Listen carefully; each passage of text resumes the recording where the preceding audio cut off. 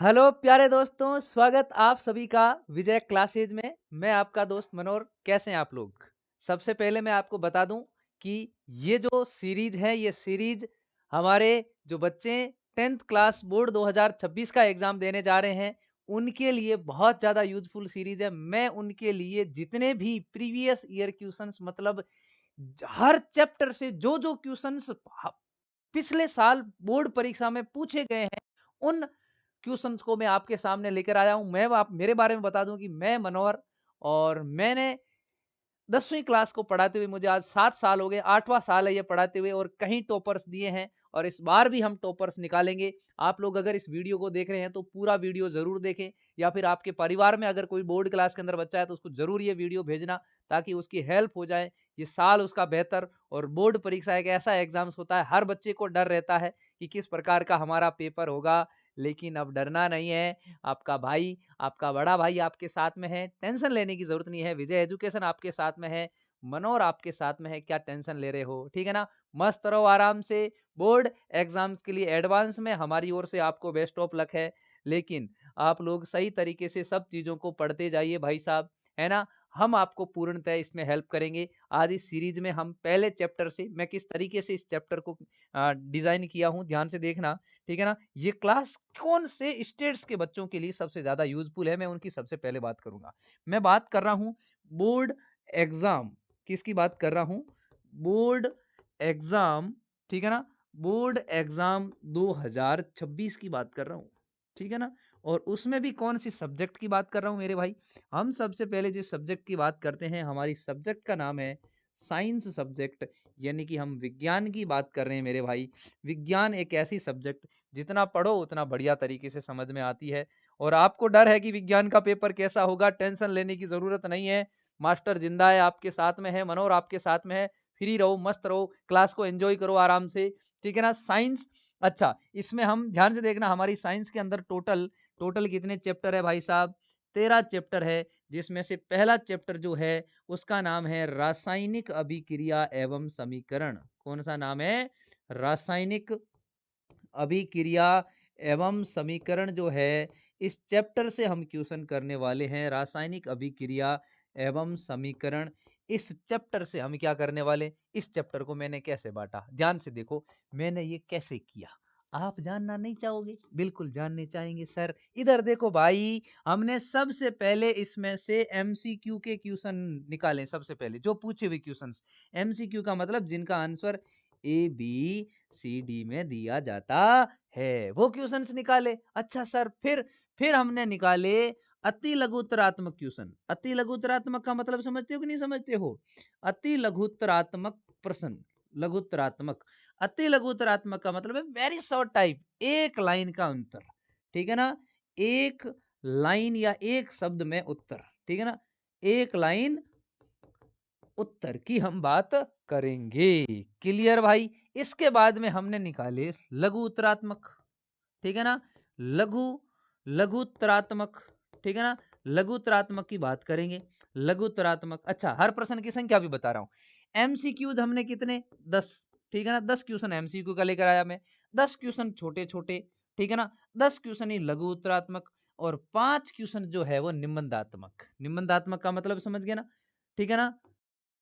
निबंधात्मक, clear? Okay, ये चीज अपने को ध्यान में रखनी है। इतने प्रश्न हम इस चैप्टर से, ये कितने निबंधात्मक? 5 क्वेश्चंस। 35 क्वेश्चन का एक पूरा पिटारा आपके सामने, और एंजॉय करिए मस्त से, आराम से। मैं क्वेश्चंस के साथ में और भी चीजें डिस्कस करूंगा। हर एक चीज आपके बोर्ड के लिए इंपॉर्टेंट रहने वाली है। तो चलिए शुरू करते हैं अब हमारी क्लास का, पहले क्वेश्चन से लेकर बढ़िया तरीके से। स्वागत आप सभी का विजय क्लासेज में। इस चैनल को सब्सक्राइब कर लो, भविष्य में आपको और भी बहुत सारी चीजें, इससे मैं, ये तो पहला पार्ट है, अभी मैं आपको इसके बाद में दूसरा, तीसरा, चौथा, हर पार्ट का, अगर आपका रेस्पॉन्स बढ़िया रहा, अच्छा, कौन कौन से स्टेट के बच्चे इस क्लास को देख सकते हैं, ठीक है ना? तो सबसे पहले मैं बता दूं कि इसको देख सकते हैं यूपी के बच्चे, मतलब उत्तर प्रदेश के बच्चे जो भी हैं, ठीक है ना? यूपी में 10th क्लास के बच्चे देख सकते हैं, ठीक है ना? अच्छा, और कौन? और बिहार के बच्चे, ठीक है ना? बिहार के 10th क्लास के बच्चे। और कौन सबसे इंपॉर्टेंट? हमारे राजस्थान के बच्चे भी, ठीक है ना? माफी चाहता हूँ। 10th क्लास के बच्चे और भी जहां पर एनसीईआरटी हिंदी लैंग्वेज में पूछी जाती है उन सभी स्टेट के लिए, ठीक है ना। एनसीईआरटी हिंदी भाषी राज्य जहां पर हिंदी भाषा के अंदर पूछी जाती है उनकी मैं बात करूंगा। उन सब स्टेट्स के लिए ये क्लास बहुत ज्यादा इंपॉर्टेंस है। उत्तराखंड भी हो गया, झारखंड भी हो गया, ठीक है ना, हिमाचल प्रदेश भी हो गया, हरियाणा, गुजरात, इनमें भी हिंदी चलती है, दिल्ली एनसीआर, उन सब के लिए, ठीक है भाई। चलिए, मध्य प्रदेश में भी हिंदी चलती है तो उनके लिए। इस चैप्टर का पहला क्वेश्चन आपकी स्क्रीन के ऊपर मेरे दोस्त ये रहा। इस क्वेश्चन का आपको आराम से जवाब सोचना है। सरल सरल एकदम इजी, लेकिन सब प्रश्न इंपॉर्टेंट, एग्जाम्स के अंदर पूछे हुए, उनके अलावा हम कोई भी क्वेश्चंस आपके सामने नहीं करवा रहे हैं। ओके, तो देखिए ध्यान से, पहला क्वेश्चन है मेरे भाइयों के लिए और मेरी प्यारी नन्ही मुन्नी बहनों के लिए। Which of the following is a formed when magnesium ribbon is burn in air? क्या बोल रहा है? मैग्नीशियम रिबन को वायु में जलाने पर निम्नलिखित में से क्या बनता है? मैग्नीशियम रिबन का मतलब होता है मैग्नीशियम Mg। मेरे भाई, मैग्नीशियम को जब हम जलाते हैं ऑक्सीजन की प्रेजेंस में, तो ध्यान रख लेना, कोई भी वस्तु जलेगी तो वो ऑक्सीजन की उपस्थिति में जलेगी, बिना ऑक्सीजन के कुछ भी जलेगा नहीं, ठीक है। तो ये जब मैग्नीशियम को हम जब जलाया जाता है इसको, तो बनता क्या है? मैग्नीशियम का ऑक्साइड बनता है। क्या बनता है? मैग्नीशियम का ऑक्साइड बनता है। क्लियर बात इतनी? ये चीज अपने को ध्यान में रखनी है। बैलेंस करने के लिए ऑक्सीजन दो है, इधर एक ऑक्सीजन है, इसके आगे दो लगाओ, इसके आगे दो लगाया तो मैग्नीशियम दो हो गया, इसके आगे भी क्या लगा दो? दो लगा दो। रासायनिक समीकरण को संतुलित करना है आपको। क्या करना है मेरे भाई? रासायनिक अभिक्रिया को संतुलित करना है। इसका सही जवाब हो जाएगा मैग्नीशियम ऑक्साइड। क्या सही जवाब हो जाएगा? Magnesium oxide. तो मैग्नीशियम ऑक्साइड का सूत्र भी आपको पता चल गया क्या? बिल्कुल सर, आराम से अगले प्रश्न की ओर लेकर चलता हूं मैं। ये तो हो गया। अच्छा, बाकी वाले जैसे मैग्नीशियम कार्बोनेट, मैग्नीशियम सल्फाइड, ठीक है ना। तो ये जो मैग्नीशियम कार्बोनेट है, इसका सूत्र क्या होगा मेरे दोस्त? इसका सूत्र होगा MgCO3, ठीक है भाई। मैग्नीशियम सल्फाइड का सूत्र क्या हो जाएगा? MgSO4, ठीक है ना। और मैग्नीशियम क्लोराइड का फॉर्मूला क्या हो जाएगा? मैग्नीशियम क्लोराइड का फॉर्मूला हो जाएगा MgCl2। आप पूछोगे जैसे मैं सबका बता सकता हूं, कोई दिक्कत वाली बात नहीं है। चलता हूं मैं मेरे भाई आगे अगले प्रश्न पर। लोह चूर्ण पर तनु हाइड्रोक्लोरिक अम्ल डालने पर क्या होता है? लोह चूर्ण का मतलब क्या होता है? Iron, Fe। इसके साथ में अभिक्रिया हाइड्रोक्लोरिक अम्ल के साथ में। आपको पता है ये अभिक्रिया किसकी हो गई? ये अभिक्रिया तो सर हो गई धातु प्लस अम्ल की, ठीक है ना। दूसरे चैप्टर को याद करो, धातु प्लस अम्ल, ठीक है ना। क्योंकि अब मैं सोच रहा हूं कि तुम्हारे सब चैप्टर कंप्लीट है। धातु जब अम्ल से अभिक्रिया करता है तो एक तो बनाता है लवण और एक साथ में क्या बनती है? H2 gas. आपको कैसे पता चला सर H2 गैस निकलती है? क्योंकि हमने कौन सा टेस्ट कर लिया? पोप टेस्ट कर लिया। सब चीजें मैं आपको रिवीजन करवा दूंगा, हर एक पार्ट की प्रत्येक चीज से आपको रिवीजन करवा दूंगा। Fe जब इससे रिएक्शन करेगा तो कौन सी गैस बनेगी सर? H2 गैस बनी। H2 गैस का मतलब है दो बार हाइड्रोजन गैस निकली। ये दो हाइड्रोजन निकालने के लिए आपको यहाँ दो लगाना पड़ेगा। अब इधर बच गया Fe के पीछे Cl2 लगा दिया, FeCl2 बन गया। ये तो बन गया लवण और ये हाइड्रोजन गैस पोप टेस्ट के द्वारा। इसको हम क्या बोलेंगे? इसको हम बोलेंगे आयरन क्लोराइड। क्या बोलेंगे? Fe का मतलब आयरन और आयरन क्लोराइड। हाइड्रोजन गैस और आयरन क्लोराइड पहले ही ऑप्शन के अंदर आपको पड़ी है। इस तरीके से इस क्वेश्चन को, ऑप्शन को आप टिक कर लो। देखिए ध्यान से, राजस्थान के अंदर जो पहला क्वेश्चन होता है उसके अंदर 18 एमसीक्यूज आते हैं। उत्तर प्रदेश के अंदर 20 एमसीक्यूज के क्वेश्चन आते हैं, 20 एमसीक्यूज आते हैं, ठीक है ना। और बिहार के अंदर तो जिया वो बिहार के लाला, ठीक है ना। बिहार के लालों के लिए तो पहले पूरा ओमार, उत्तर प्रदेश में भी ओमार सीट के अंदर आंसर देना होता है और बिहार के लिए भी आंसर सीट में आंसर देना होता है, सॉरी ओमार सीट में। बिहार के अंदर तो पहले एमसीक्यूज के 80 क्वेश्चन आते हैं। 80 क्वेश्चन, 80 क्वेश्चन 40 करने होते हैं, कोई भी 40 कर लो। बिहार के अंदर तो ये है, ठीक है ना। उत्तर प्रदेश के अंदर क्या है? 20 क्वेश्चन का ओमार सीट के अंदर आंसर देना होता है अलग से, लेकिन राजस्थान में कॉपी के अंदर ही आंसर लिखने होते हैं, ठीक है भाई। ओके, हमने हर साल टॉपर दिए तो इस साल भी हमारे प्यारे लाडले टॉपर बनेंगे।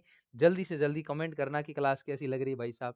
श्याम श्वेत फोटोग्राफी में किस अभिक्रिया का उपयोग किया जाता है? ब्लैक एंड व्हाइट फोटोग्राफी के बारे में सुना है आप लोगों ने? बिल्कुल सर, सुना है, क्यों नहीं है? The reaction in black and white photography, कौन सी रिएक्शन यूज होती है ब्लैक एंड व्हाइट फोटोग्राफी के अंदर? बताइए भाई साहब। वियोजन अभिक्रिया, संयोजन अभिक्रिया, विस्थापन अभिक्रिया, उपचयन अभिक्रिया। श्याम श्वेत फोटोग्राफी में जो अभिक्रिया यूज होती है ना, वो होता है AgBr। पता होगा आप लोगों को, सिल्वर ब्रोमाइड। इसको हम क्या करते हैं, ध्यान से सुनना बात को, इसको हम क्या लगते हैं, इसको रखते हैं, ध्यान से सुनना बात को, सूर्य के प्रकाश में रखते हैं इसको। AgBr को सूर्य के प्रकाश में रखा, सनलाइट में रखा। कहां पर रखा मेरे भाई? सनलाइट में रखा। ठीक है ना मेरी प्यारी बहना, आपके लिए भी सनलाइट में हमने रखा। तो यहाँ पर क्या बना, एक तो मेटल मिली Ag, सिल्वर मिला, और प्लस में ब्रोमीन गैस मिली। जब ब्रोमीन गैस इधर से मिली तो इसके आगे 2 लगा दो, इसके आगे 2 लगाया तो ये भी 2 बन गया, और ये इक्वेशन बैलेंस हो गई। ये तो हमारी इक्वेशन हो गई बैलेंस रूप में। अब ये किस प्रकार की अभिक्रिया है? एकल अभिकारक से 2 या 2 से अधिक उत्पाद बन रहे हैं। एकल अभिकारक से 2 या 2 से अधिक उत्पाद किसमें बनते हैं सर? ये तो सर डीकंपोजिशन में होता है। ये तो सर हमको आता है, डीकंपोजिशन में होता है। बिल्कुल सही बात है, डीकंपोजिशन में होता है मेरे प्यारे नन्हे मुन्ने लाडलो। ठीक है भाई, अब चलता हूं मैं आगे। आपका भाई अगले क्वेश्चन पर आ गया भाई साहब। हाँ जी, ferric oxide plus aluminium Al2O3, aluminium oxide plus ferrous किस प्रकार की अभिक्रिया है? क्या बोल रहा है ये? देखिए ध्यान से, यहाँ फेरस है और यहाँ एल्यूमिनियम है। अब इसकी जगह कौन आ गया? एल्यूमिनियम आ गया, और एल्यूमिनियम की जगह कौन आ गया? फेरस आ गया। बताओ किस प्रकार की अभिक्रिया का उदाहरण हुआ? सर जब एक, अब देखिए ध्यान से, फेरस और एल्यूमिनियम में अधिक अभिक्रियाशील कौन? फेरस। कम अभिक्रियाशील तत्व कौन? फेरस कम अभिक्रियाशील और एल्यूमिनियम अधिक अभिक्रियाशील। तो अधिक अभिक्रियाशील तत्व ने कम अभिक्रियाशील तत्व को उसके विलयन से क्या कर दिया? हटा दिया, है ना? उसको विस्थापित कर दिया वहां से। तो जब विस्थापित कर दिया तो कौन सी रिएक्शन हो गई? विस्थापन अभिक्रिया हो गई। बोलिए कहां पर कौन सी अभिक्रिया हो गई? Displacement reaction. Is it clear? है ना भाई? डिस्प्लेसमेंट अभिक्रिया। बिल्कुल सर, हमें तो समझ में आ रहा है। नहीं आ रहा है क्या? बिल्कुल सर। चलिए, रासायनिक रूप से जंग क्या है? अब कभी कभी पूछा जाता है कि जंग का रासायनिक सूत्र क्या है। मैं तो सूत्र लिखना चाहता था, लेकिन ऑप्शन में हमने ये डाल दिए, तो चलिए आपको ये भी। जल योजित फेरस ऑक्साइड। जल योजित का मतलब होता है, ठीक है ना, ध्यान से सुनना, जल योजित फेरस ऑक्साइड का मतलब होता है फेरस और ऑक्साइड FeO, और ये क्या, जल योजित मतलब AQ। आपको पता है ना कि भाई जब अपने को किसी वस्तु की ठोस अवस्था लिखनी होती है तो हम उसके ब्रैकेट में क्या लिखते हैं? S लिखते हैं। जब हमें द्रव अवस्था लिखनी होती है तो उसके ब्रैकेट में हम क्या लिखते हैं? L लिखते हैं। गैस अवस्था लिखनी होती है तो हम उसके ब्रैकेट में क्या लिखते हैं? G लिखते हैं। और जलीय अवस्था लिखनी होती है, एक्वस पोजीशन लिखनी होती है, तो क्या लिखते हैं? AQ लिखते हैं। तो ये जलीय हो गया, ठीक है ना, जल योजित फेरिस ऑक्साइड। ठीक है ना, ये फेरिक ऑक्साइड हो गया। फेरिक ऑक्साइड क्या होता है भाई साहब? फेरिक ऑक्साइड होता है Fe2O3, Fe2O3 डॉट XH2O। क्या होता है? Dot XH2O। ये किसका सूत्र है? ये है जंग। ये क्या है? याद रख लेना। तो हाइड्रेटेड फेरिक ऑक्साइड जो है इसका करेक्ट आंसर है, लेकिन आपको तो ये चीज आपको याद रखनी है। ये किसका फॉर्मूला है? ये जंग का फॉर्मूला है, रस्ट का फॉर्मूला, याद रख लेना। ठीक है भाई साहब। हाँ जी, रस्ट जंग का फॉर्मूला है। ओके, चलता हूं आगे, जल्दी से इजाजत दीजिए। Which of the following is an exothermic reaction? निम्नलिखित में से कौन सी एक ऊष्माक्षेपी अभिक्रिया है? श्वसन ऊष्माक्षेपी अभिक्रिया है। Decomposition of vegetable into compost. अरे भाई, साग सब्जियों का विघटित होकर कंपोस्ट होना, बिल्कुल सही बात है, ऊष्माक्षेपी अभिक्रिया है। प्राकृतिक गैस का दहन ऊष्माक्षेपी अभिक्रिया है। इसका मतलब ऑप्शन हो गया ऑल ऑफ दीज। लेकिन जिंदगी उतनी आसान नहीं जितना तुम सोच रहे हो। तुम मास्टर से पढ़ रहे हो तो एक्स्ट्रा पढ़ोगे। आप भी आओ मेरे साथ साथ आगे। अगला प्रश्न है, संगमरमर कैल्शियम कार्बोनेट का रासायनिक सूत्र क्या है? कैल्शियम कार्बोनेट का रासायनिक सूत्र, मैं एक क्लास के अंदर बैठा था, पढ़ा रहा था क्लास के अंदर, और एक बार क्या हुआ कि पहले दिन मैंने ये सभी सूत्र याद करवाए बच्चों को, और दूसरे दिन मैंने कहा कल आके आपको बच्चों को पूछूंगा। तो एक बच्चा भाई था क्लास के अंदर, और वो पहले दिन आया नहीं, स्कूल में ही पढ़ा रहा था। तो वो भाई आया नहीं दूसरे दिन, मेरे को तो पता चला नहीं, जल्द ज्यादा बच्चे थे, 80-90 बच्चे क्लास के अंदर थे। तो मैंने एक को खड़ा किया, मैंने कहा खड़े हो रे, मैंने कहा बता कैल्शियम कार्बोनेट का रासायनिक सूत्र क्या होता है? तो भाई को तो याद था नहीं, तो पास वाले ने ऐसे कॉपी के अंदर बता दिया। क्या बताया? CaCO3।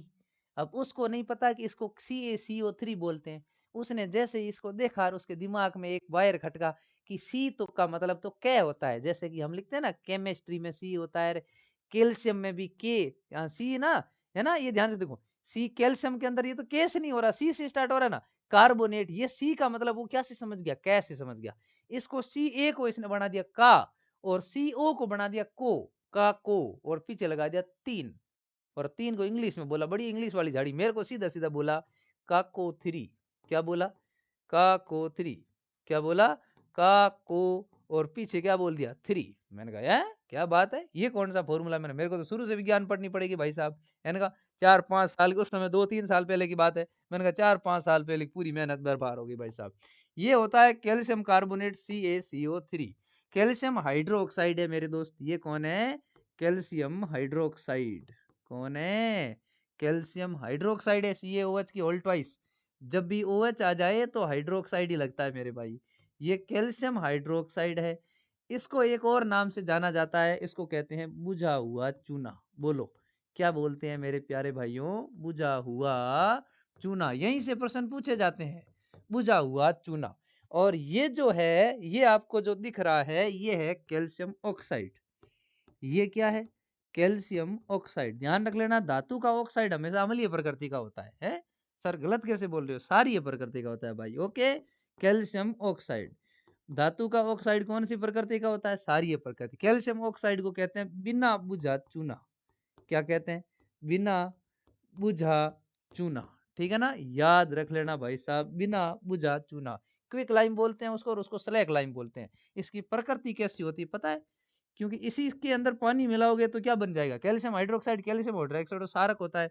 तो धातु ऑक्साइड की प्रकृति कैसी होती है, सारकीय होती है। क्लियर, ओके, ये चीज अपने को ध्यान में रखनी है।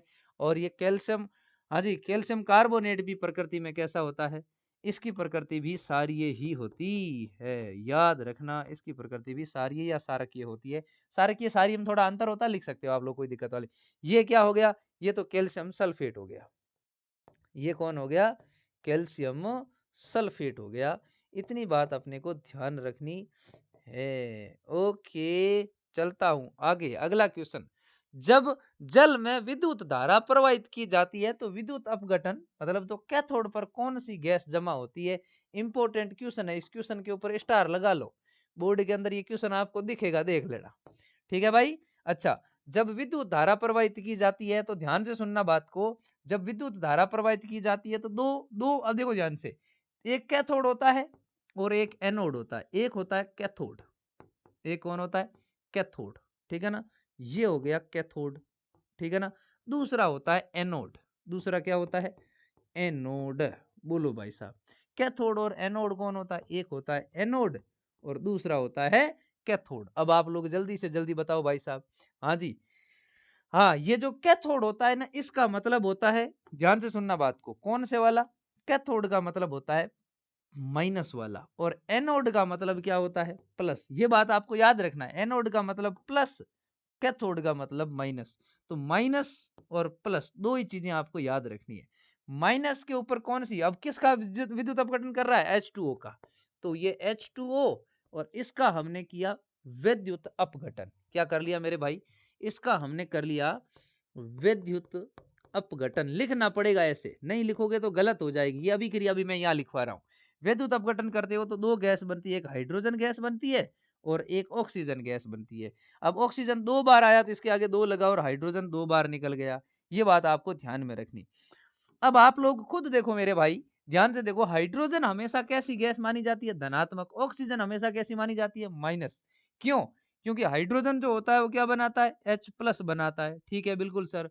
ऑक्सीजन हमेशा क्या बनाती है, 2- बनाती है, इसीलिए ये माइनस गैस होगी, ये ऋणात्मक। प्लस गैस हमेशा कहाँ जाएगी, माइनस पर, और माइनस गैस हमेशा कहाँ जाएगी, प्लस पर। ये बात आपको पहले से पता होनी चाहिए, माइनस का प्लस के साथ में आकर्षण होता है। तो ये गैस यहाँ पर कौन सी आ गई, हाइड्रोजन गैस आ गई, कौन सी गैस आ गई मेरे भाई, H2 गैस आ गई, क्लियर। और यहाँ पर जो गैस आएगी वो कौन सी गैस आएगी, ऑक्सीजन गैस आएगी, कौन सी गैस आएगी, ऑक्सीजन, मतलब कौन सी गैस, O2 गैस बाहर निकलेगी। अब किसका पूछा आपसे, कैथोड पूछा, तो कैथोड का राइट आंसर क्या हो गया हमारे, हाइड्रोजन राइट आंसर हो गया। अब याद रख लेना, इन गैसों का अनुपात भी पूछ सकता है कि हाइड्रोजन और ऑक्सीजन गैस का अनुपात क्या होता है। तो अब आप बताइए खुद मेरे के, है ना, हाइड्रोजन अनुपात ऑक्सीजन, गैस का अनुपात पूछे तो 2:1 होता है, ध्यान रख लेना, ठीक है ना। ये बात अपने को ध्यान में रखना है। हाइड्रोजन कितनी बार आता है, अब आप खुद देख लो, हाइड्रोजन 2 बार आया है, ऑक्सीजन 1 ही बार आया है, इसलिए इनका अनुपात क्या हो गया, 2:1 हो गया। क्लियर। अब ये क्वेश्चन आगे याद रखना है।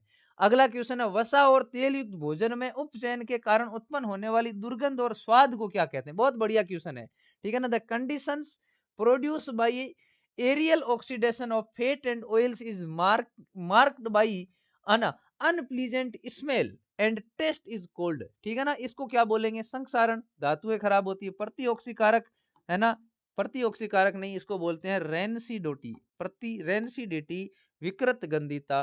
प्रतिऑक्सीकारक विकृत गंधिता को रोकने के लिए मिलाए जाने वाले पदार्थ होते हैं, ठीक है ना। ध्यान से सुनना बात को, क्या है इसका मतलब, हाँ, विकृत गंधिता को रोकने के लिए, ठीक है ना।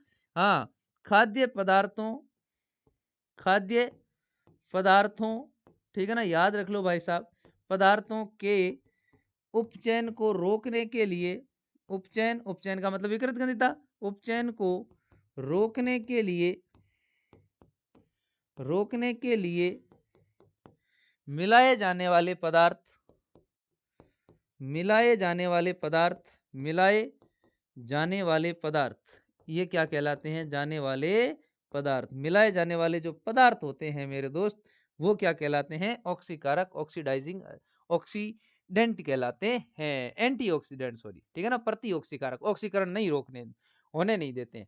हाँ जी, एमसीक्यू का लास्ट क्वेश्चन आपकी स्क्रीन के ऊपर बता दीजिए। हाँ, CuO+H2, Cu+H2 में किस पदार्थ का उपचयन हो रहा है, ध्यान से देखना इधर, CuO+H2 ये किस अभिक्रिया का उदाहरण है, रेडॉक्स अभिक्रिया, ठीक है ना, Cu+H2O। अब ध्यान से देखना, जब किसी पदार्थ के अंदर ऑक्सीजन निकलता है, Cu से क्या बन गया, CuO से क्या बन गया, Cu, और H2 से क्या बन गया, H2O। अब आप देखो, CuO है और यहाँ Cu है तो ऑक्सीजन माइनस हुआ, यहाँ H2 है और वहां H2O है तो ऑक्सीजन जुड़ा। जब किसी पदार्थ के अंदर ऑक्सीजन माइनस होता है तो उसको बोलते हैं उपचयन, है सर, इसको तो अपचयन बोलते हैं, ध्यान रख लेना, इसको बोलते हैं रिडक्शन, क्या बोलते हैं, रिडक्शन बोलते हैं। और जब ऑक्सीजन जुड़ता है तो उसको बोलते हैं उपचयन। ऑक्सीजन जुड़ने का मतलब अपचयन होता है, मैंने ऊपर लिखा सही है, बोला ऐसे, ये ध्यान रखना जानबूझकर, ठीक है ना, इसको बोलते हैं उपचयन। Clear, oxidation, clear. मैं तो आपको देख रहा हूँ कि आपको पता है कि नहीं भाई साहब, ठीक है ना, बाकी ऐसा कुछ नहीं है, ठीक है, ये है, ध्यान रख लेना आप लोगों को। अब किसका पूछा, उपचयन का पूछा, उपचयन किसका हुआ, हाइड्रोजन का हुआ, H2 का हुआ। इज इट क्लियर, क्या ये सही बात है, बिल्कुल सर, ये बात सही है। अगला प्रश्न आपकी स्क्रीन के ऊपर, मैग्नीशियम रिबन के दहन के लिए कंकाली समीकरण लिखिए। कंकाली समीकरण कौन होता है पता है, आप ध्यान से सुनना बात को, समीकरण 2 प्रकार के होते हैं। समीकरण कितने प्रकार के, समीकरण जो होते हैं वो इक्वेशन जिसको बोलते हैं अपन, ध्यान रख लेना, समीकरण 2 प्रकार के होते हैं। एक तो होता है कंकाली, ठीक है ना, कंकाली, स्केलेटल बोलते हैं जिसको, ध्यान रख लेना। और दूसरा होता है संतुलित, संतुलित का मतलब बैलेंस, ठीक है ना, ध्यान से सुनना बात को, संतुलित, ठीक है ना। कंकाली का दूसरा नाम है असंतुलित या असंतुलित, याद रख लेना भाई साहब, संतुलित और असंतुलित। मैं पूरा चैप्टर आपको मेरी कोशिश से रिवीजन करवाने की कोशिश करूंगा, ठीक है ना। ओके, उत्पाद, ठीक है ना, देना, उत्पाद में परमाणुओं की संख्या, ठीक है ना, उत्पाद में परमाणुओं की संख्या, ठीक है ना। ओके, उत्पाद में परमाणु की संख्या नॉट इक्वल, अभिकारक लिख लो पहले, ठीक है ना। चलिए, ये सही लिखा मैंने, क्योंकि मैं उधर लिख लेता हूँ, ये गड़बड़ मामला नहीं होगा बाद में, ठीक है ना। परमाणुओं की संख्या नॉट इक्वल अभिकारकों में परमाणुओं की संख्या, ठीक है ना। अभिकारकों में परमाणुओं की संख्या, अभिकारकों में परमाणुओं की संख्या, ठीक है ना। दोनों तरफ परमाणुओं की संख्या बराबर नहीं हो, परमाणुओं की संख्या, जब दोनों तरफ परमाणुओं की संख्या बराबर नहीं हो तो उसे कहते हैं कंकाली। और दोनों तरफ परमाणु समान, ठीक है ना, दोनों तरफ, दोनों तरफ, ठीक है ना, समान संख्या में परमाणु, ठीक है ना, समान संख्या में परमाणु, तो इसे क्या बोलेंगे अपन लोग मेरे भाई, इसको हम बोलेंगे संतुलित, बैलेंस बोलेंगे, ध्यान रख लेना। अच्छा, संतुलित अभिक्रिया हमेशा द्रव्यमान संरक्षण का पालन करती है। किसका पालन करती है? द्रव्यमान संरक्षण के नियम का। द्रव्यमान संरक्षण का नियम का मतलब है किसी रासायनिक अभिक्रिया में द्रव्यमान को न तो उत्पन्न किया जा सकता है और ना ही नष्ट किया जा सकता है। इसके आंसर की जब अपन बात करेंगे मेरे भाई, ठीक है ना, तो क्या लिखेंगे? कंकाली रासायनिक समीकरण लिखना है सीधा सीधा, Mg plus O2 reaction MgO, ये तो है इसका कंकाली। ये तो कौन सा समीकरण है भाई? ये तो कंकाली है। अच्छा, तो सर इसका संतुलित भी तो लिख दो। इसका मैं क्या लिखूंगा आपके सामने? संतुलित लिखूंगा। संतुलित समीकरण कौन सी विधि से करते हैं ये भी याद रखना है, अनुमान विधि। कौन सी विधि? अनुमान विधि। ठीक है ना, याद रखो, ये छोटी छोटी चीजें बहुत इंपॉर्टेंट है भाई। अनुमान विधि, hit and trial method, hit and trial method. Clear भाई साहब? इतनी चीजें याद रखनी आराम से।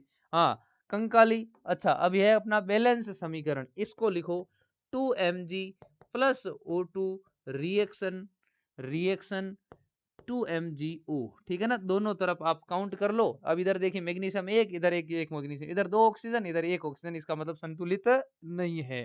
ठीक है, अगला क्वेश्चन जल्दी से। किसी रासायनिक अभिक्रिया के होने के कोई दो संकेत लिखिए। रासायनिक अभिक्रिया के दौरान होने वाले परिस्वर्तन। ठीक है ना, तो यहां ध्यान से सुनना बात को। पहला है ना, पहला अवस्था में परिवर्तन। पहला क्या है? अवस्था में पदार्थ परिवर्तन। ठीक है ना, पहला तो क्या होता है? अवस्था में परिवर्तन। 4 परिवर्तन आपको लिखाते हैं, चेंज इन स्टेट। दूसरा, ठीक है ना, दूसरा है रंग में परिवर्तन। ठीक है ना, रंग में परिवर्तन। क्लियर? तीसरा, तीसरा याद रखना है तापमान में परिवर्तन। पूछे तो 2 है ना, हम 4 लिख रहे हैं। तापमान में परिवर्तन। ठीक है मेरे भाई, ये एनसीईआरटी ने जैसे लिखा वैसे लिखवा रहे हैं। ठीक है ना, चौथा जो है वो है किसी गैस का उत्सर्जन। क्या है? किसी गैस का उत्सर्जन। क्लियर भाई साहब? उत्सर्जन। ये 4 परिवर्तन आपको याद रखने हैं। क्या ये याद रह जाएंगे भाई? बोलो भाई साहब, है ना? इसके बाद में आगे चलूं। अगला प्रश्न क्या? चिप्स के पैकेट में नाइट्रोजन क्यों भरी जाती है? क्योंकि क्योंकि N2 गैस अक्रिय होती है। अक्रिय, अक्रिय का मतलब कम अभिक्रियाशील, जाने इनर्ट बोलते हैं इसको। क्या बोलते हैं? इनर्ट बोलते हैं, ध्यान रख लेना। इनर्ट, अक्रिय होती है जो चिप्स जैसे खाद्य पदार्थों का खाद्य पदार्थों का आसानी से, एक एक लाइन का आंसर है भाई साहब, आसानी से उपचयन मतलब ऑक्सीडेशन। ठीक है ना, याद रख लेना, ऑक्सीडेशन नहीं होने देती है। ठीक है ना, ये बात आपको याद रखनी है, नहीं होने देती है। क्लियर भाई साहब? ओके, ओके जी सर। ठीक है ना, कम अभिक्रियाशील गैस होती है, इसीलिए अक्रिय होती है, जो चिप्स जैसे खाद्य पदार्थों का आसानी से उपचयन नहीं, मतलब उनको खराब नहीं होने देती। बिल्कुल सही बात है, ये छोटी सी चीज है। यहाँ ध्यान रख लेना, चिप्स बनाने वाले चिप्स की थैलियों में नाइट्रोजन गैस भरते हैं। ठीक है ना, ये बात अपने को ध्यान में रखनी है। क्लियर? प्रश्न ये भी पूछ सकता है कि चिप्स बनाने वाले नाइट्रोजन, चिप्स बनाने वाले चिप्स की थैली में ऑक्सीजन गैस को हटाकर कौन सी गैस भरते हैं? तो नाइट्रोजन गैस भरते हैं, N2 गैस होती है। अब आप दिमाग से सोचो भाई साहब, अगर नाइट्रोजन गैस अभिक्रियाशील होती तो हमारे वायुमंडल में कौन कितने प्रतिशत नाइट्रोजन है? सर नाइट्रोजन तो 78% है। तो हम नाइट्रोजन काहे नहीं ले रहे, तो ऑक्सीजन काहे ले रहे हैं? आग ऑक्सीजन की वजह से काहे लग रही है, नाइट्रोजन की वजह से काहे नहीं लग रही है? इसका रीजन ही तो यही है, क्योंकि वो कम अभिक्रियाशील है, क्योंकि ऑक्सीजन उससे ज्यादा अभिक्रियाशील है, ऑक्सीजन की वजह से आग लगती है। ये बेचारी बैठी है और कुछ नहीं। प्रोटीन का प्रमुख स्रोत है ना, प्रोटीन बिना नाइट्रोजन नहीं बन सकता, नाइट्रोजन का मतलब प्रोटीन। ठीक है ना, ये बात अपने को ध्यान में रखनी है। आगे चलते हैं अगले प्रश्न पर। बस आगे अपन आधे अवक्षेप को परिभाषित कीजिए। ठीक है ना, क्लियर? अब किसी अभिक्रिया के दौरान, किसी अभिक्रिया के दौरान, ठीक है ना, किसी अभिक्रिया के दौरान, अभिक्रिया के दौरान बनने वाला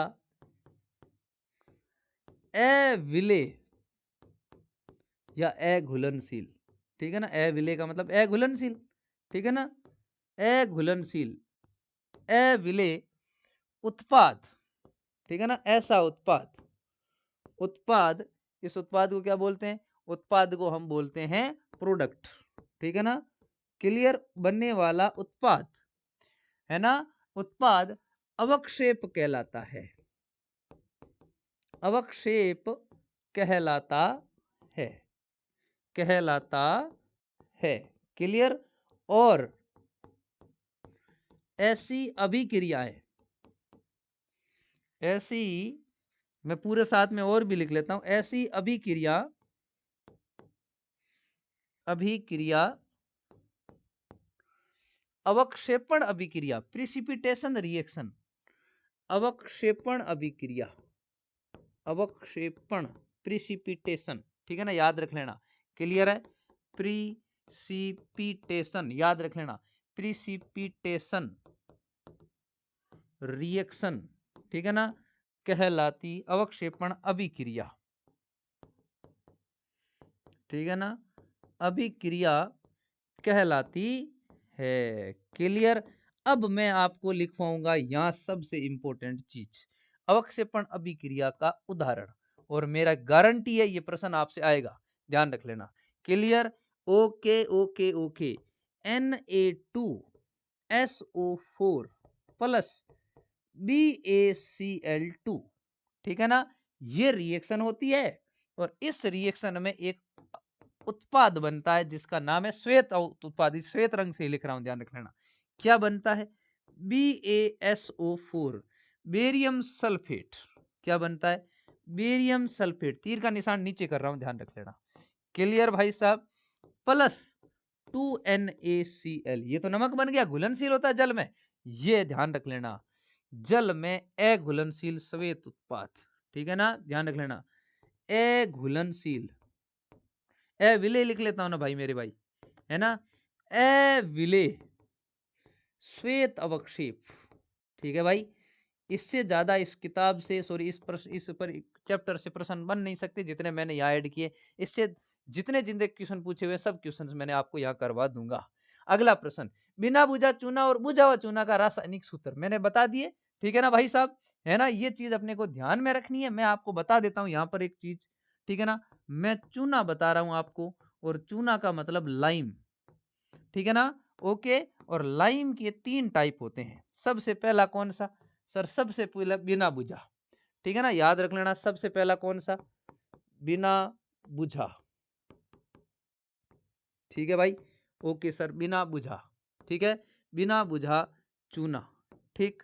दूसरा होता है बुझा हुआ, कौन सा हो गया, बुझा हुआ चूना, ठीक है ना, बुझा हुआ चूना, क्लियर। और तीसरा होता है चूना पत्थर, बोलो क्या होता है, चूना पत्थर, याद रख लेना, चूना किसके रूप में होता है, पत्थर के रूप में होता है।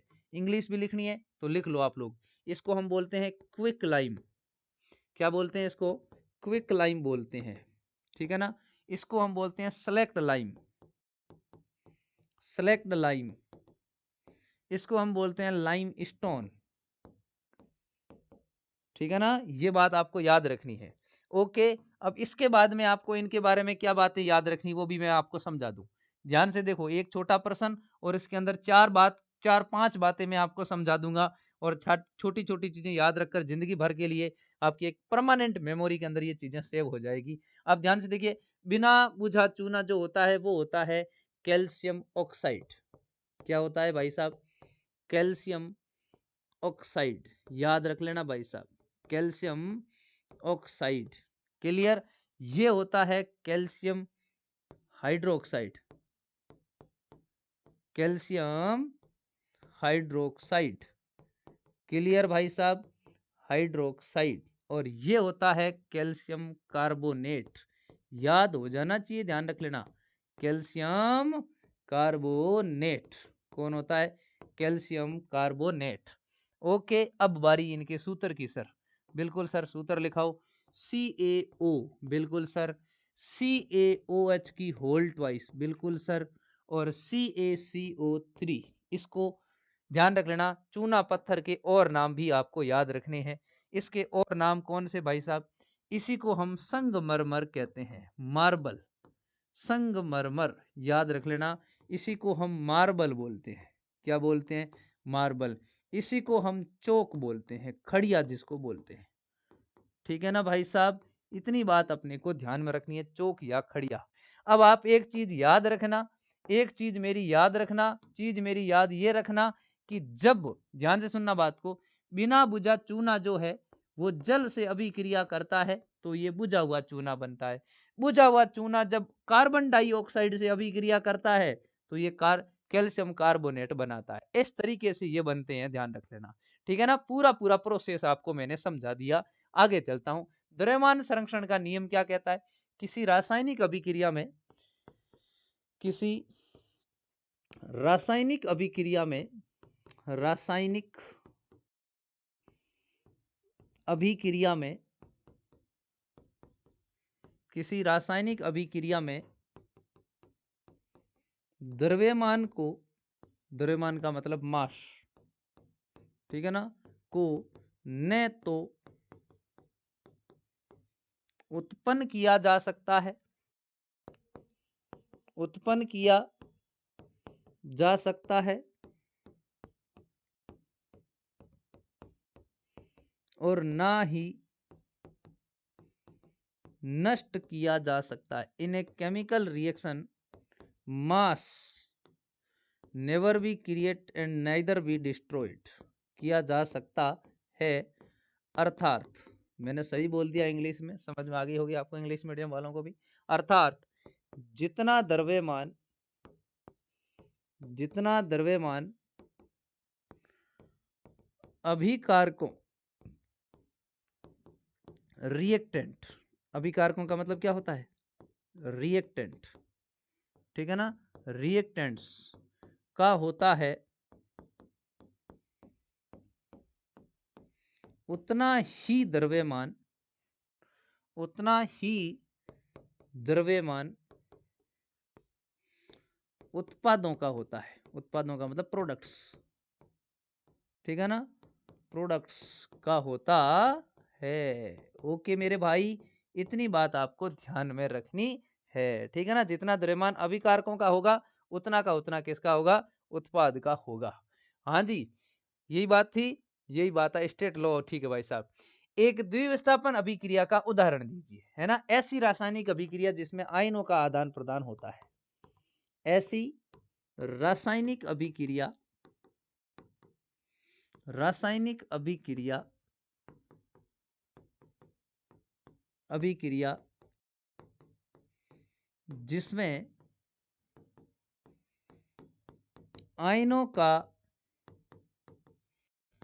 आदान प्रदान अभिकारकों के मध्य, ठीक है ना, आदान प्रदान अभिकारकों के मध्य आयनों का आदान प्रदान होता है, ठीक है ना, द्विविस्थापन अभिक्रिया कहलाती है। डबल डिस्प्लेसमेंट, द्विविस्थापन, ठीक है ना, विस्थापन अभिक्रिया कहलाती है। द्विविस्थापन अभिक्रिया दो प्रकार की होती है, ठीक है ना, एक होती है अवक्षेपण और दूसरी होती है उदासीनीकरण, ठीक है ना। अभिक्रिया कहलाती, आपने अवक्षेपण और उदासीनीकरण अभिक्रिया कहलाई सुनी होगी। अपन एग्जाम्पल केवल उदासीनीकरण अभिक्रिया का लिख लेते हैं, ठीक है ना। ध्यान से देखना मेरे दोस्त, HCl hydrochloric acid plus NaOH, ध्यान से देख लो, ठीक है ना। यहाँ पर क्या होगा?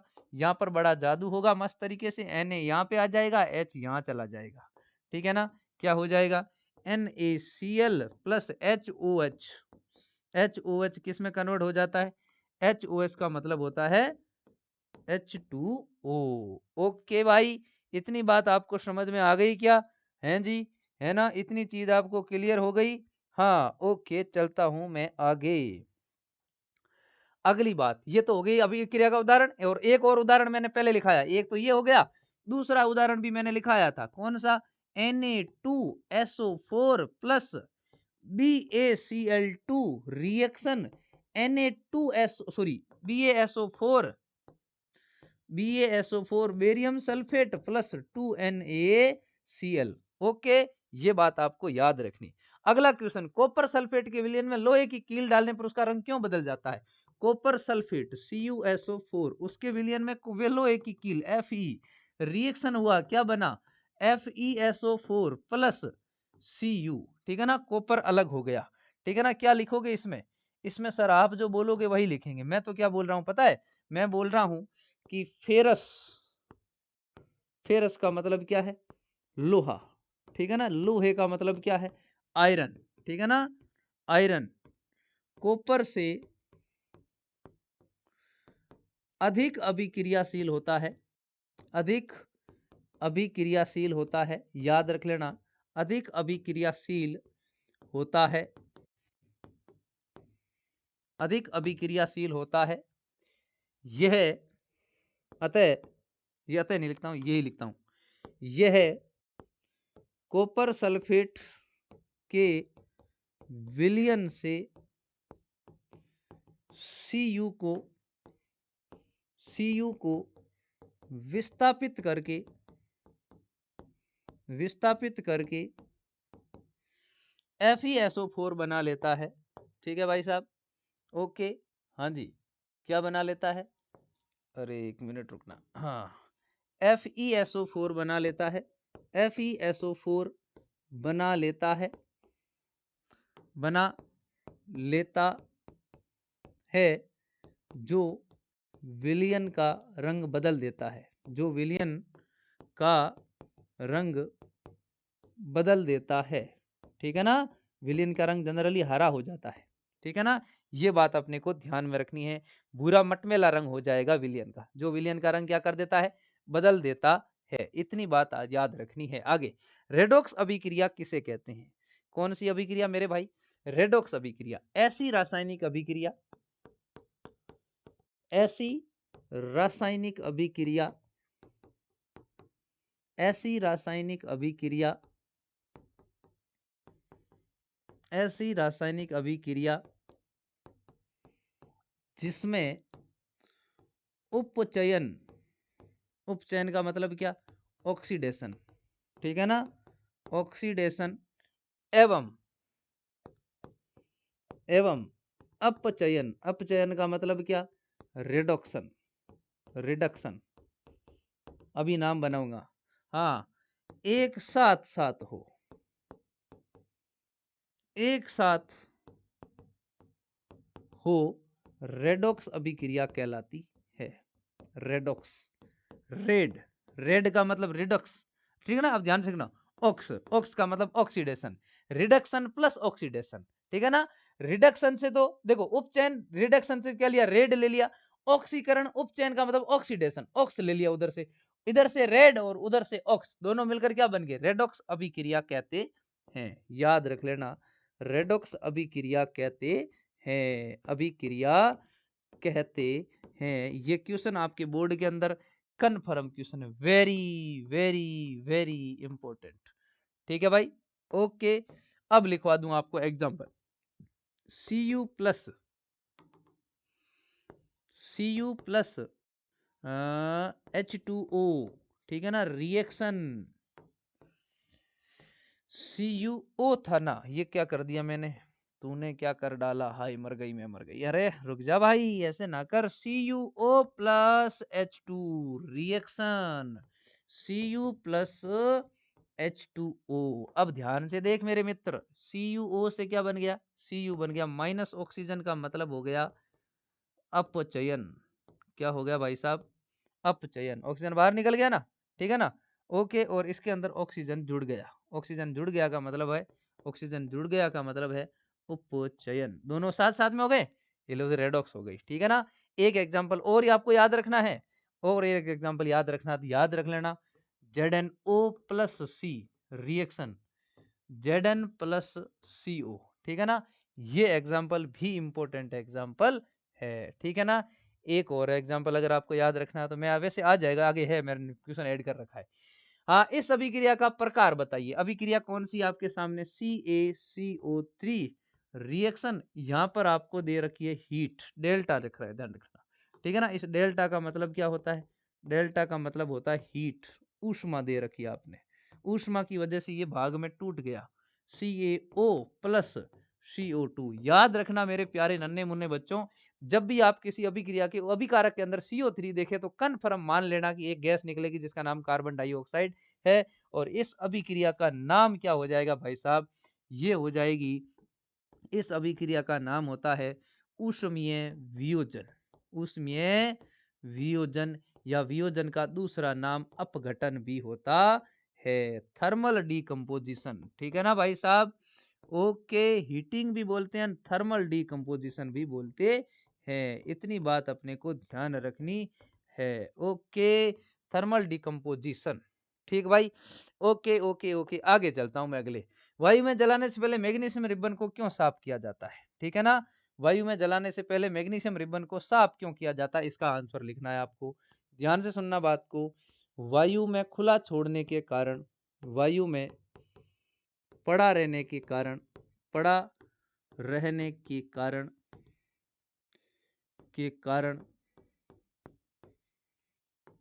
Mg पर, मैग्नीशियम पर MgO, मैग्नीशियम ऑक्साइड की एक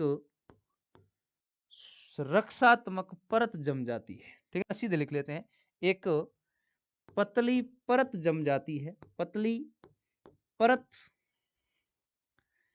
जम जाती है।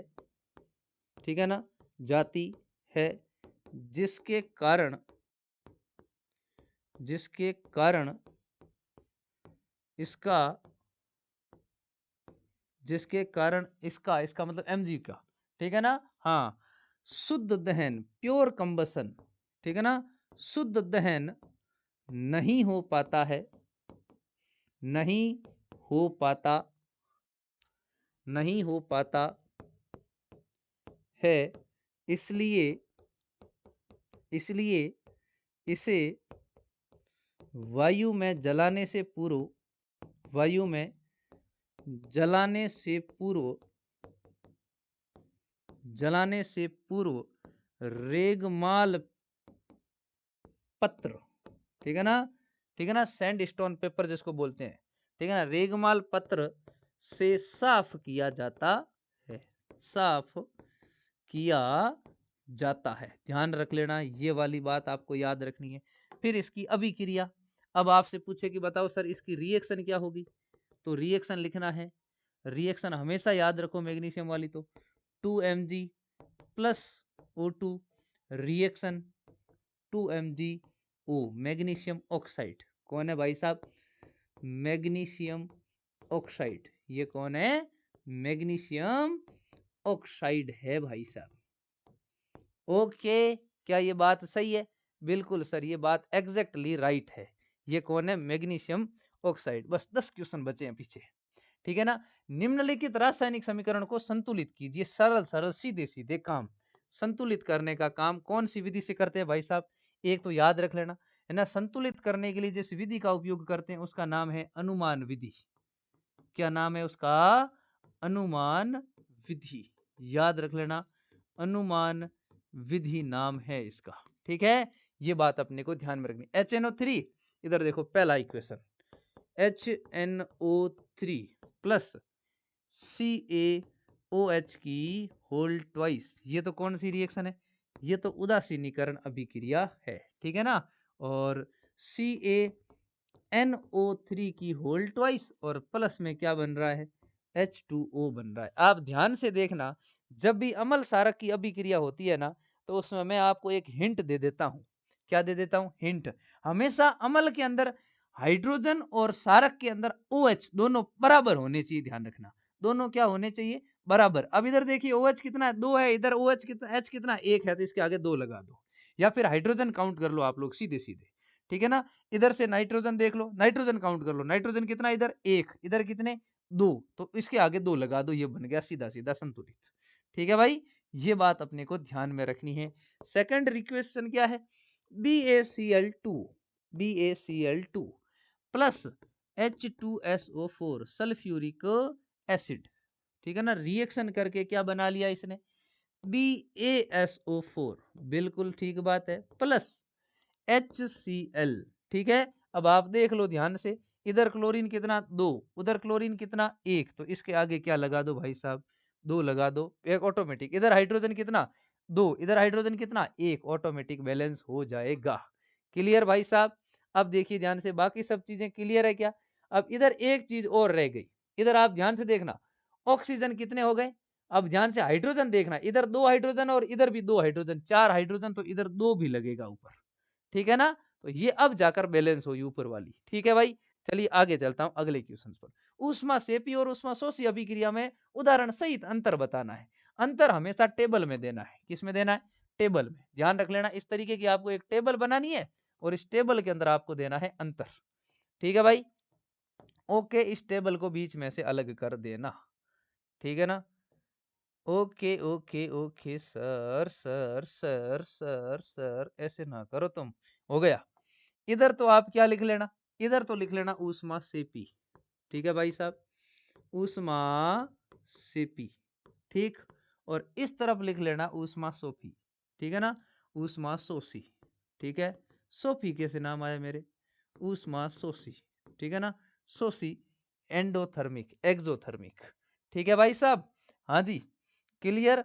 उत्पाद निर्माण के साथ साथ ऊष्मा का उत्सर्जन होता है।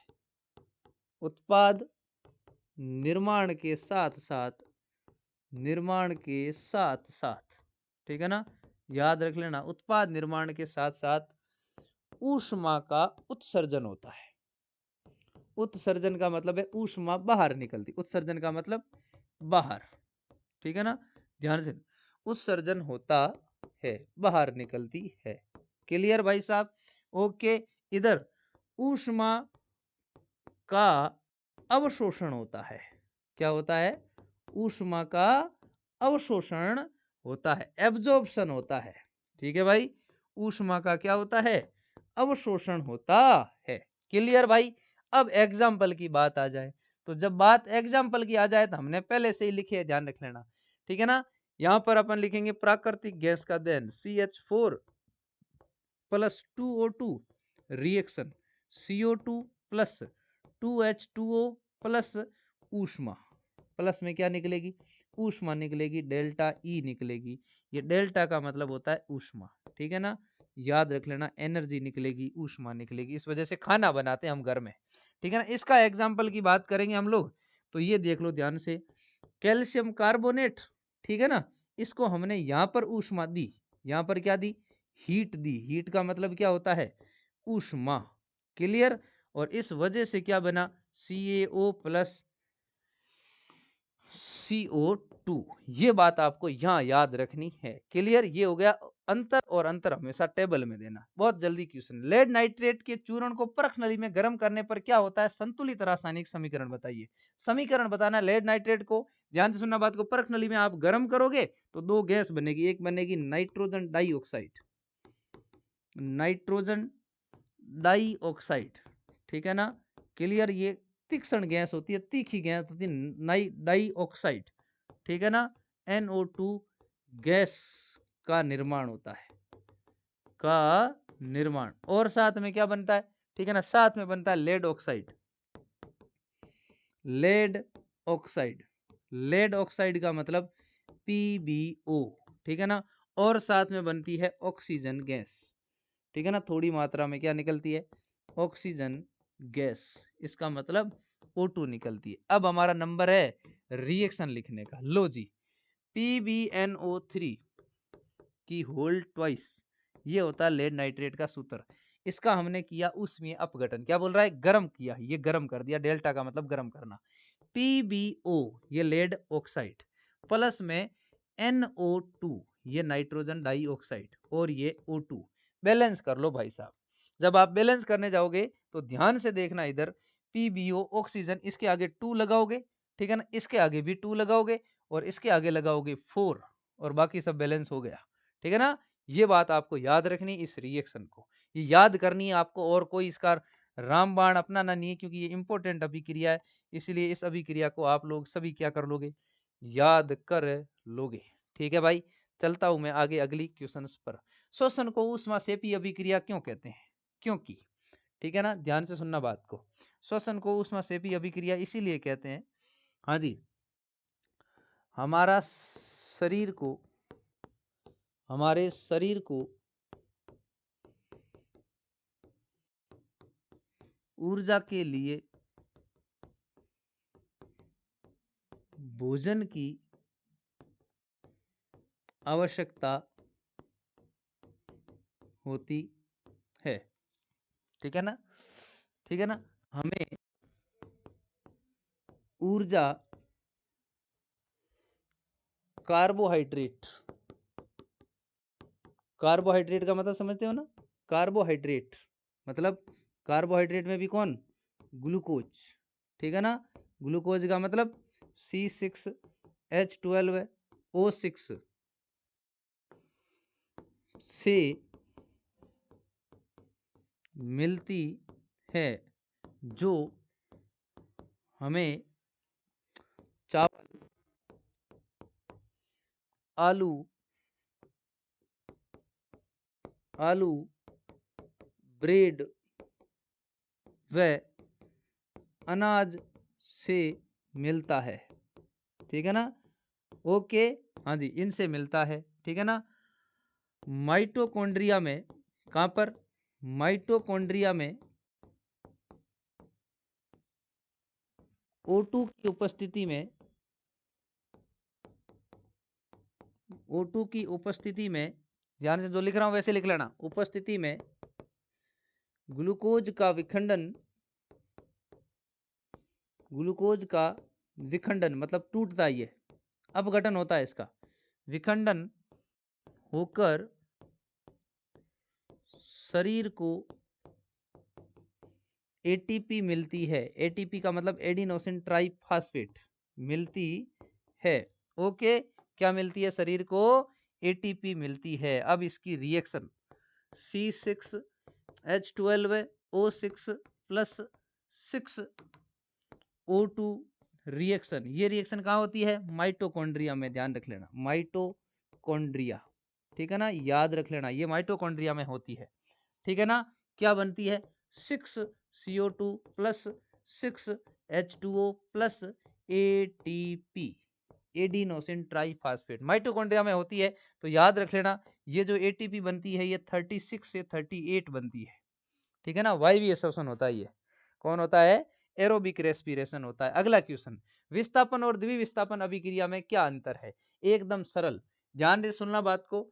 विस्थापन का मतलब क्या होता है, एक एक बात याद रखनी, अंतर हमेशा किस में लिखना, टेबल में लिखना, अंतर हमेशा किस में लिखना, टेबल में लिखना। जब भी डिफरेंट पूछे तो ध्यान रख लेना, डिफरेंट को हमेशा टेबल में दिया करो। ओके, तो यहां लिखो सबसे पहले विस्थापन, यहां पर तो क्या लिखो, विस्थापन डिस्प्लेसमेंट। ठीक है ना, और यहां लिखो द्विविस्थापन, किसकी बात कर रहा हूं, द्विविस्थापन। क्लियर है, एक तो विस्थापन और दूसरा द्विविस्थापन। ठीक है ना, विस्थापन का मतलब क्या होता है, एक अधिक क्रियाशील तत्व, अधिक क्रियाशील तत्व, मोर रिएक्टिव क्रियाशील तत्व, कम क्रियाशील तत्व को, कम क्रियाशील तत्व को एलिमेंट को उसके विलयन से विस्थापित कर देता है, हटा देता है, विस्थापित कर देता है। ओके, इसको क्या बोलते हैं हम, विस्थापन। द्विविस्थापन का क्या मतलब है, द्विविस्थापन का मतलब है कि अभिकारकों के मध्य आयनों का आदान प्रदान होता है, अभिकारकों के मध्य, अभिकारकों के मध्य आयनों का आदान प्रदान होता है, आयनों का आदान प्रदान होता है। क्लियर, ये बात याद रखनी है। एग्जाम्पल की अगर अपने से बात करें तो सर इसमें एग्जाम्पल इसमें Zn प्लस CuSO4 रिएक्शन होकर ZnSO4 प्लस Cu, और इधर एग्जाम्पल की बात करेंगे तो HCl plus NaOH reaction NaCl plus H2O, क्योंकि ये क्या बनता है, HOH बनता है। ठीक है, तो ये हो गया इसका एकदम परफेक्ट जवाब। बस छोट निम्न पदों को समझाइए। संक्षारण, ठीक है ना। संक्षारण का क्या मतलब होता है, धातुओं की ऊपरी परत का अम्ल आर्द्रता व नमी के कारण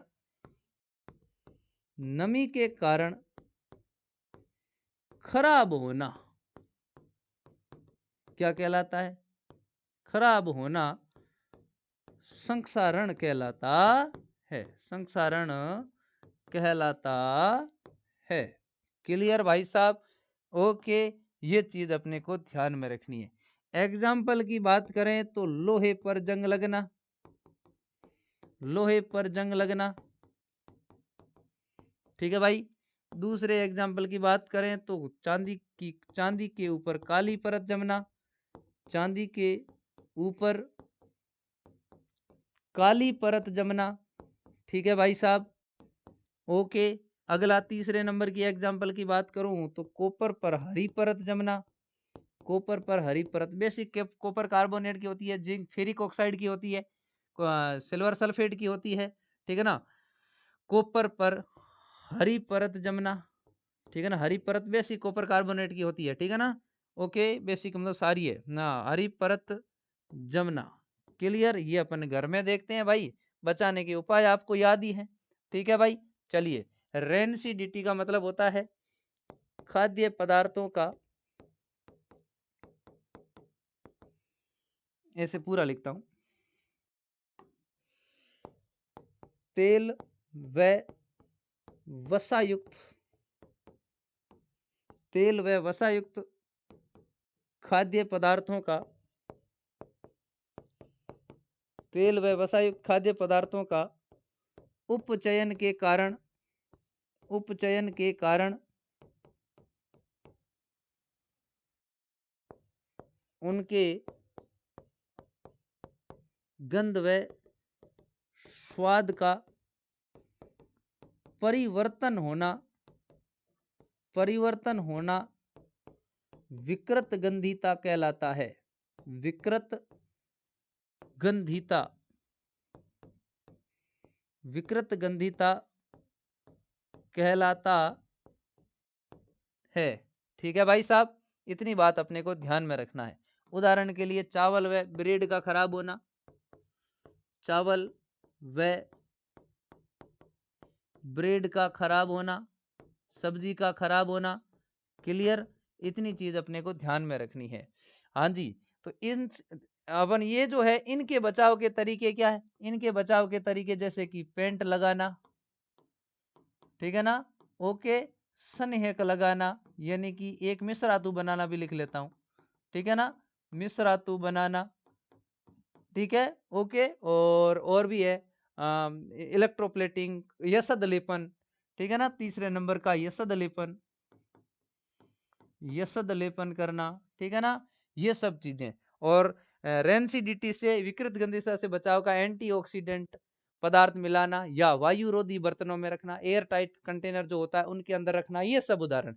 अगला प्रश्न आपकी स्क्रीन के ऊपर, हाँ जी, उपचयित और अपचयित होने वाले पदार्थ का नाम। एग्जाम्पल क्या है, बढ़िया शानदार एग्जाम्पल, ये एग्जाम्पल मैंने बोला था और यही एग्जाम्पल है 4HCl रिएक्शन, ठीक है ना, हाँ जी, रिएक्शन MnCl2 प्लस 2H2O, ठीक है ना, प्लस में Cl2।